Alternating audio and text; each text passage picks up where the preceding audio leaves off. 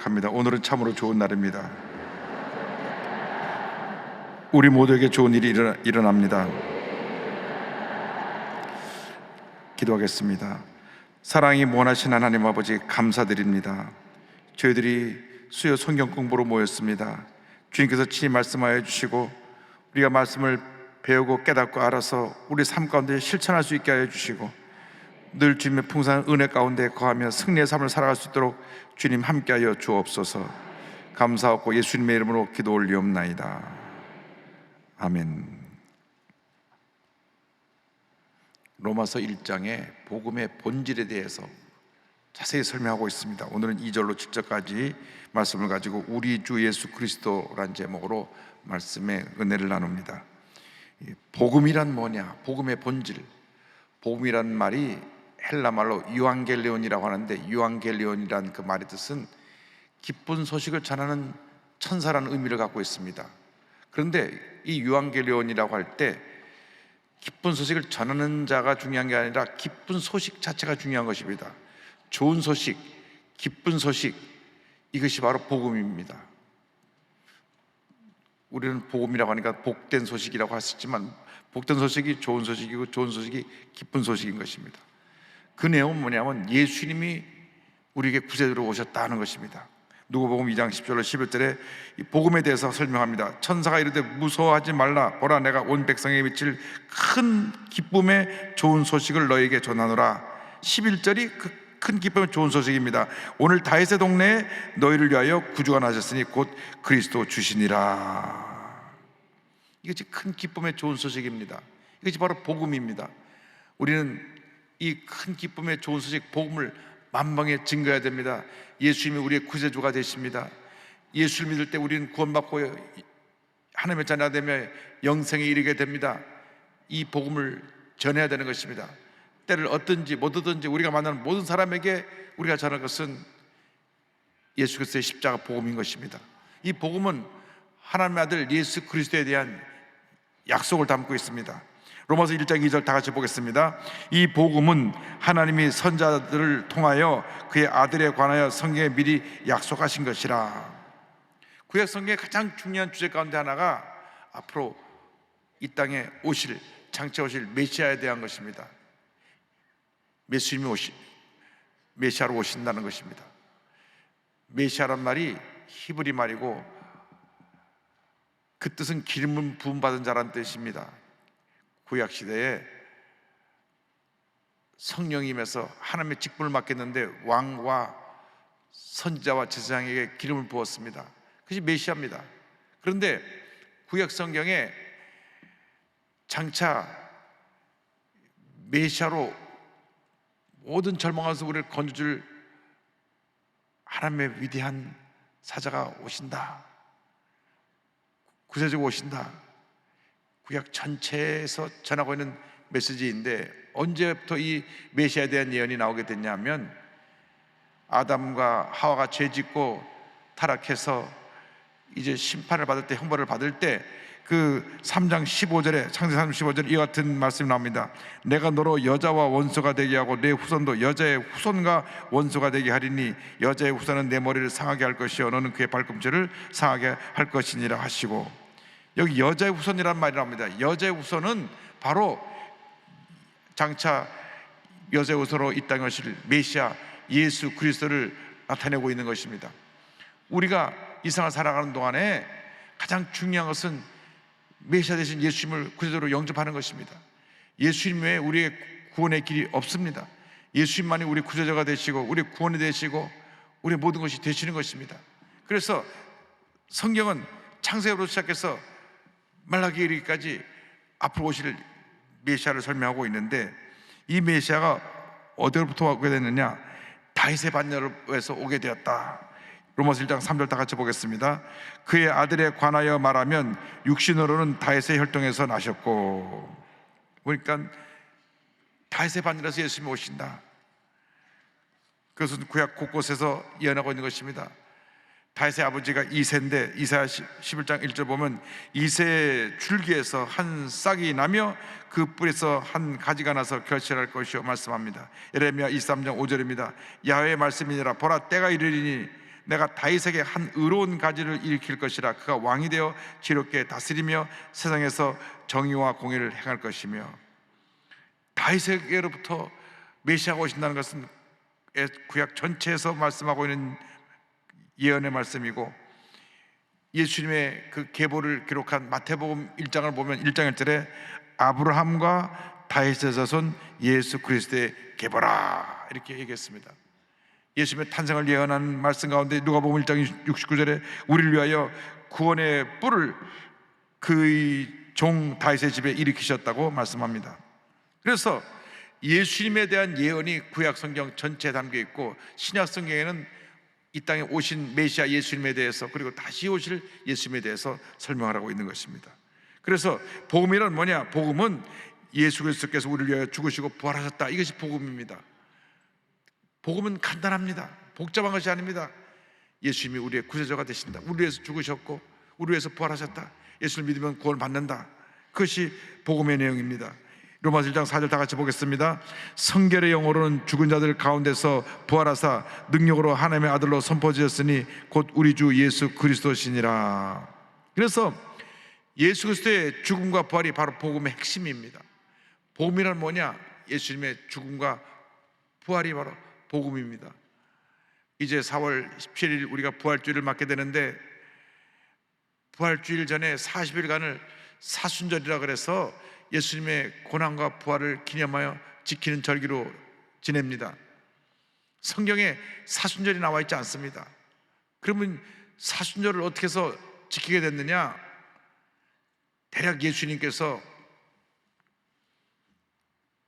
십자가 달려 돌아가시고 무덤에 계시다가 부활하신 시간을 40시간 정도로 계산을 해서 1시간을 하루로 해서 40일간 주님의 고난을 기념하면서 부활을 준비하는 기간으로 보내는데, 실제로 정확하게 계산하면 40시간도 안 됩니다. 예수님이 오후 3시에 운명하셨으니까, 그래서 금요일날 오후 3시부터 밤 10시까지 9시간, 그리고 토요일날 24시간, 그러니까 9시간하고 24시간 하면 33시간, 주일날 새벽에 4시쯤 부활했다고 하면 4시를 더하면 37시간. 잘 따라오시고 계시죠?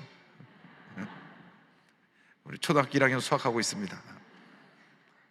그래서 9시간, 24시간, 4시간 동안에서 한 37시간 정도 되는데, 대략 40시간 정도로 계산을 해서 40일을 사순절로 지킵니다. 그래서 이 40일 동안은 정말 주님의 고난을 기념하면서 우리가 세상적인 쾌락을 따라 살지 아니하고 절제하고, 또 스스로 자신을 잘 돌보고 자숙하고, 주님 앞에 잘못된 것 있으면 회개하고 내가 주님 영광에 살기 원합니다 결심하며 하루하루를 보낸 것이 사순절 기간입니다. 예수님의 부활에 대해서 기록한 부활장 고린도서 15장에 이 같은 죽음과 부활에 대한 설명이 나옵니다. 3절 4절입니다. 내가 받은 것을 먼저 너에게 전하노니 이는 성경대로 그리스도께서 우리를 위하여 죽으시고 장사 지낸 바 되셨다가 성경대로 사흘 만에 다시 살아나사, 20절, 그러나 이제 그리스도께서 죽은 자 가운데서 다시 살아나사 잠자는 자들의 첫 열매가 되셨도다. 그래서 우리는 부활의 신앙을 믿기 때문에 죽음을 죽는다고 표현하지 않고 잠잔다고 표현하는 것입니다. 잠잔다는 말은 다시 깬다는 의미입니다. 그래서 우리가 세상을 떠날 때 육신이 잠시 잠을 자는 것입니다. 영은 천국으로 올라가고 육신은 잠깐 잠을 자고 있다가 주님께서 천상의 나팔과 호령소리와 함께 공중에서 강림하실 때에, 공중에 강림하실 때 잠자고 있는 자리 다 깨어서 영으로 몸으로 변화되어서 주님을 맞이하게 될 것입니다. 에베소 1장 20절에 다시 설명이 나옵니다. 그의 능력이 그리스도 안에서 역사하사 죽은 자들 가운데서 다시 살리시고 하늘에서 자기의 오른편에 앉히사, 주님의 그 부활과 승천을 설명하고 있습니다. 지금 우리 예수님 어디 계십니까? 성경에 그러면 말씀에 따르면 하나님 보좌 우편에 계십니다. 하나님 보좌 우편에 계신다고요. 하나님 보좌 우편에 계신데 영적으로는 보혜사 성령으로 우리 마음 가운데 와 계십니다. 그래서 우리가 예수 믿고 바르게 살아야 됩니다. 잘 살아야 됩니다. 하나님을 기쁘게 하는 삶을 살아야 됩니다. 오늘 새벽에도 하나님을 경외하는 자의 축복에 대해서 말씀드렸는데, 우리가 예수 믿으신 성령님 모시고 살기 때문에 하나님을 경외하는 모습으로 살아가게 될 때 하나님께서 하늘의 문을 여시고 복을 부어 주시는 것입니다. 한 번뿐인 인생인데 우리 예수 잘 믿어야 됩니다. 예수 잘 믿고 주님 영광에 살다가 주님께서 오라 부르실 때 기쁨으로 주님을 맞이할 수 있는 우리 모두가 되기를 바랍니다. 부산 수영록교회 존경하는 정필도 목사님 천국에 가셨는데, 부산에 있는 모든 성도들이 다 슬퍼했습니다. 왜? 부산이 가장 미신을 숭배하는 사람들이 많고 항구 도시다 보니까 또 불교세가 강하고, 그래서 우상과 사신으로 덮여있던 그 도시인데, 정필도 목사님이 고생하셔서 교회를 개척하시고 강력한 성령운동과 함께 복음 전파의 사역을 일으키셔서 불모의 땅 부산에 3만 5천 교인을 이루시고, 할렐루야.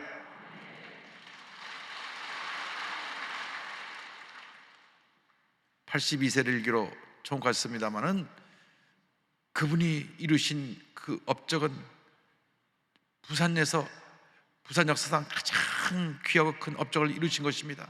가장 귀한 업적은 뭐냐? 믿지 않은 많은 영혼들을 구원하는 것입니다. 우리가 하나 나갈 때 다른 것을 갖고 상을 주지 않습니다. 얼마나 많은 사람들을 주님께로 인도했느냐, 얼마나 주님의 사랑을 실천하고 가난하고 소외되고 헐벗고 굶주린 사람들을 사랑으로 섬겼느냐, 여기 있습니다. 나 자신을 위해서 잘 먹고 잘 사는 것은 아무것도 기억되지 않습니다. 내가 좋은 집에 살고 내가 산 아파트가 몇십억이 뛰고 이거 절대 상금 받는 게 아닙니다. 그 나라에서 이 정치하는 분들이 잘못해갖고 집값을 올려놓은 것이고, 우리는 이성에 주신 하나님의 은혜와 축복을 가지고 베풀고 나누고 구제하고 섬기며 살아가는 믿음의 보좌들이 다 되어야 할 것입니다. 힘써 복음을 전하고 힘써 사랑을 실천하고 힘써 주님 영광에서 헌신하는 여러분 모두가 되기를 간절히 소원합니다. 여러분, 예수 잘 믿어야 됩니다. 찬송가에도 있잖아요. 내 평생 소원 이것뿐, 주의 일 하다가 이 세상 이별하는 날 주 앞에 가리라.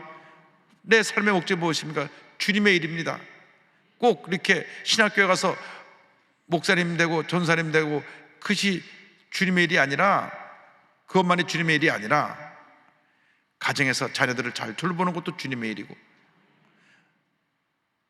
맛있는 밥을 줘서 온 가족을 건강하게 만드는 것도 주님의 일이고, 왜? 다 하나님의 사람들이니까. 직장 가서 열심히 그 일을 해서 모든 사람들에게 인정받고 칭찬받는 것도 주님의 일이고, 사업을 잘해서 사업을 번창하게 일으켜서 그 사업을 통하여 선한 영향을 끼치는 것도 그것도 주님의 일입니다. 의사 선생님은 잘 치료하고 잘 고치는 것이 주님의 일입니다. 또 학교 선생님은 잘 가르치고 잘 양육하는 것, 그 주님의 일입니다.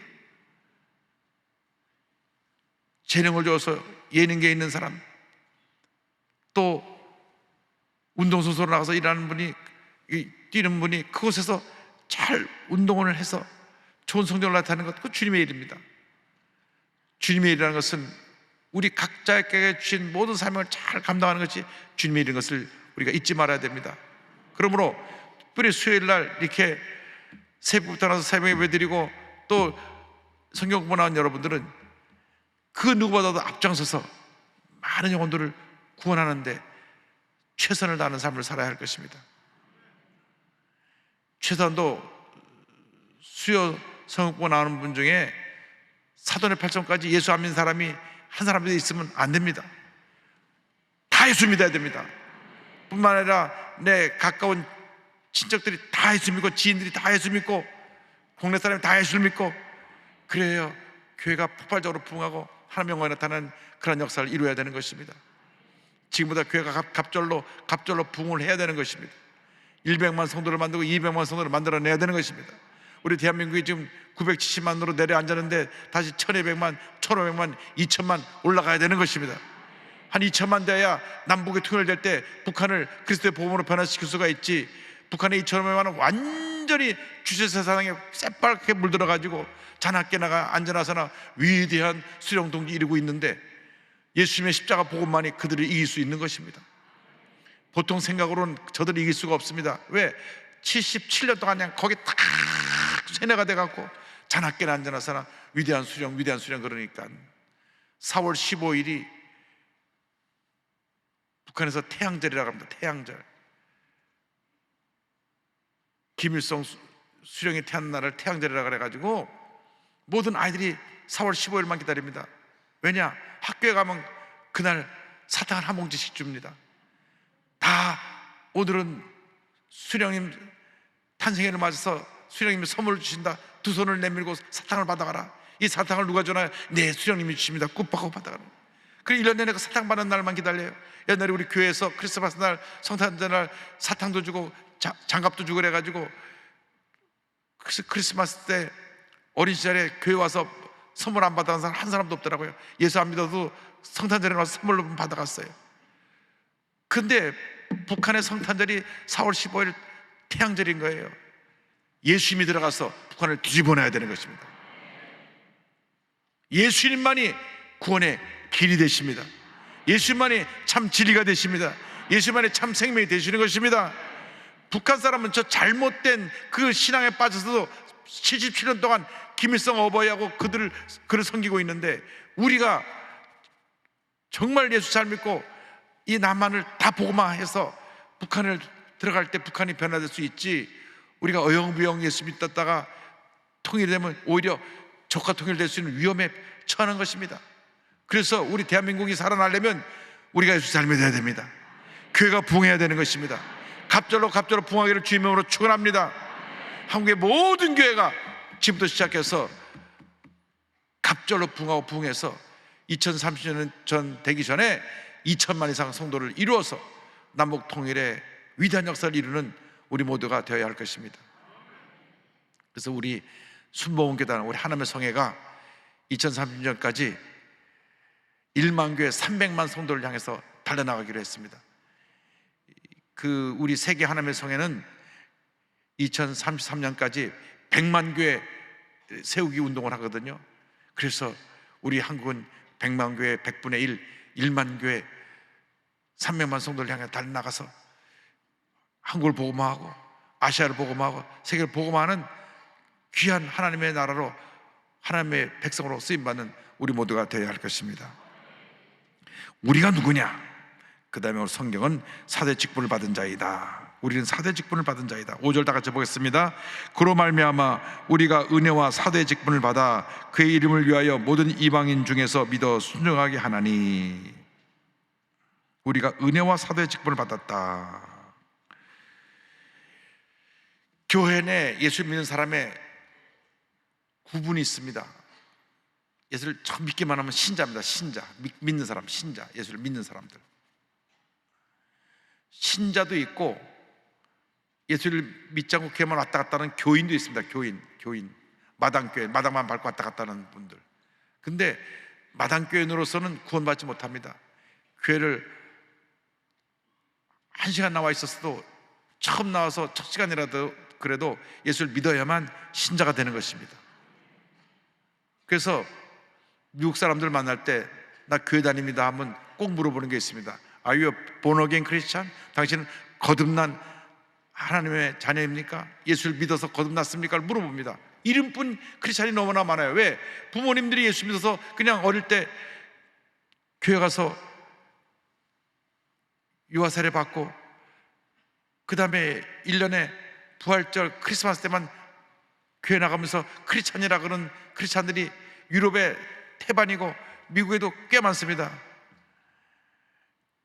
유럽에는 다 기독교 국가이기 때문에 태어나서 유아 세례들을 많이 받는데, 교회에서 유아 세례 받은 그 기록을 기록해 놓은 것이 호적과 같은 그런 효력을 갖고 있어요. 그 2차 세계대전 때 폭격을 맞았고 그 관공서들이 많이 파괴됐는데 그 안에 문서들이 다 사라졌습니다. 출생 기록부가 다 사라졌어요. 호적이 다 사라졌습니다. 그때 호적을 대체한 게 교회에 있던 교회 유아 세례, 그 세례 받은 그 기록을 가지고 와서 호적으로 다시 살렸습니다. 그 정도로 이 유럽은 기독교화되어 있고 미국도 기독교화되어 있는데 그것은 그냥 교인입니다. 교인. 이름뿐인 신자, 이름뿐인 교인. 그러나 우리는 신자가 되어야 합니다.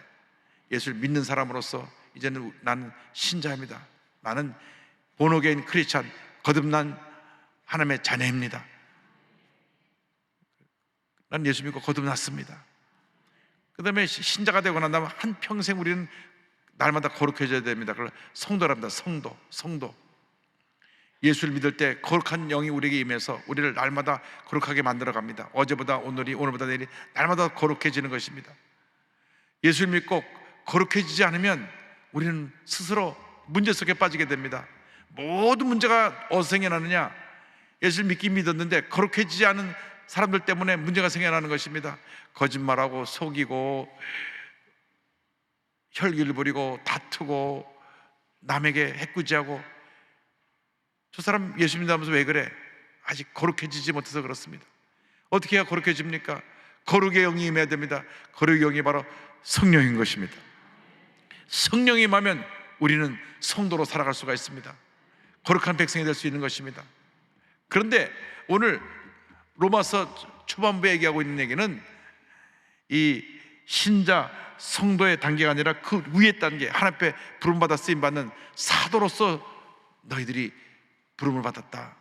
원래 사도라고 하는 말의 대상은 예수님의 사역에 동참해서 예수님의 사역을 통하여 주님에게 사명을 받은 자들이 사도였습니다. 그래서 12사도와 함께 사도 바울이 거기에 포함돼서 사도로 불리웠는데, 그 다음 사도라는 개념이 이제 좀 확장되어 가지고 사도라고 하는 말은 부르심을 받았다, 아포스톨로서 부르심을 받았다. 그래서 우리 모두가 주님께 부르심을 받은 그런 의미에서 사도라고 부를 수 있는 것입니다. 이 사도라는 말에서 대사, 엠베서더가 나왔습니다. 사도, 대사가 보냄을 받은 자 아닙니까? 그 나라의 전권을 가지고 우리는 하나님 나라의 대사입니다. 할렐루야. 한 나라의 전권을 가지고 하나님 나라의 대사로서 가서 주님의 일을 하는 것입니다. 언젠가 동남아 필리핀에 갔을 때인가요? 많은 사람들이 함께 가갖고 줄을 서는데 공항에 비행기가 여러 대 함께 보니까 줄 서는데 너무 줄이 길었어요. 저쪽에 보니까 줄이 짧아요. 그래서 가서 줄 서서 보니까, 나중에 쭉 가보니까 여기 외교관들이 들어가는 줄이에요. 그래서 야, 여기까지 왔는데 우리 들어가자. 왜? 우리 하나님의 대사니까. 그런데 어쨌든 거기 줄 섰는데 저쪽으로 돌아가라고 도장 찍어서 들어갔습니다만은 우리는 하여간 하나님의 대사입니다. 그런 면에서 우리는 사도인 것입니다. 그런데 부르심을 받을 때 그리스도의 것으로 부름을 받았습니다. 1장 6절 다 같이 보겠습니다. 너희도 그들 중에서 예수 그리스도의 것으로 부르심을 받은 자니라. 참 중요한 말씀입니다. 예수를 믿고 난 다음에 여러분의 소유가 여러분이 아니라 누구요? 예수 그리스도. 우린 예수님의 것이 되었습니다. 할렐루야. 내가 내 삶을 살면 피곤합니다. 너무 상처가 많아요. 왜? 말 한마디가 나를 상처 주고 나에게 고통을 가다 주니까. 그러니까 내가 내 것이 되면 너무나 힘들고 어려운 인생을 살아갑니다. 어저께 내내 뉴스 나온 게 뭡니까? 세계 사람이 다 주목해 보는 아카데미 시상식에서 그 배우가 자기 부인을 모욕 주었다고 나와서 한 대 탁 때리는 바람에 그것이 매 시간 뉴스에 나왔습니다. 왜? 내가 내 것이니까 그런 말 듣고 참지 못한 것입니다. 내 아내가 탈모증이 생겨서 머리가 하나도 없는데 내 아내를 가지고 조롱을 해? 그리고 나가서 때린 것입니다. 그것이 그냥 생중계로 나가버렸어요. 그래서 그분이 또 아카데미 상도 받았는데 그 상을 박탈하느냐 안 하느냐 지금 회의를 하고 있습니다. 내가 내 것이 되면 나를 감당하지 못합니다. 화날 때 소리 지르고, 참아야 될 때 참지 못하고 주먹을 휘둘러서 두들겨 패고, 그 당시 속은 시원하지만 그 뒷감당은 못합니다. 요즘 함부로 팼다가는 감옥 갑니다. 여러분, 부끄러운 그러한 일들을 맞이하게 되는 것입니다.